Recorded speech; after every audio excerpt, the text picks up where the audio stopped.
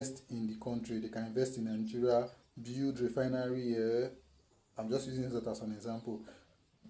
They can build business here and then employ Nigerians to work in them. So that's foreign direct investment.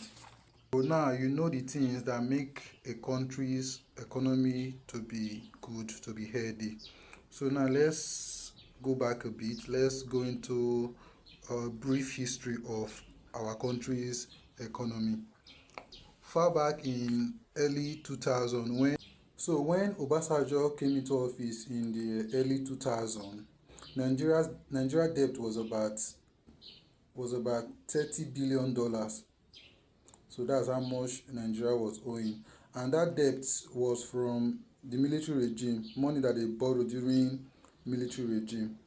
And so at that time the debt was much. And then in 2005, I think in 2005, the Paris Agreement took place. So you can go and Google Paris Agreement. Basically, is the countries that borrowed money, like the IMF and other countries like France and the United States, all these major countries. So they came to the Nigeria went to them that our debt is much. Let's come to an agreement so that we can see what we can do about this debt. And they gave Nigeria a debt relief package of about I think 80%.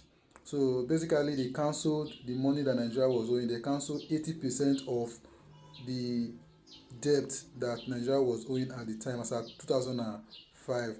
So, and the condition was that Nigeria were to pay the remaining 20% instrumentally. So maybe they will pay 10% this year, then pay the other 10% the next year.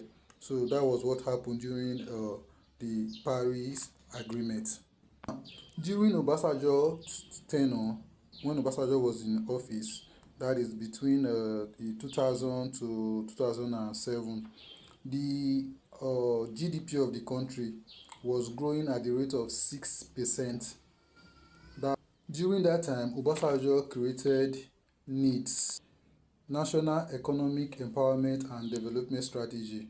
So he formed it. It was during his tenure that EFCC was also created. Obasanjo made some of the economic reform that Obasanjo made actually helped the country during those years. And like I said, the GDP of the country increased by 6%, and the actual GDP was about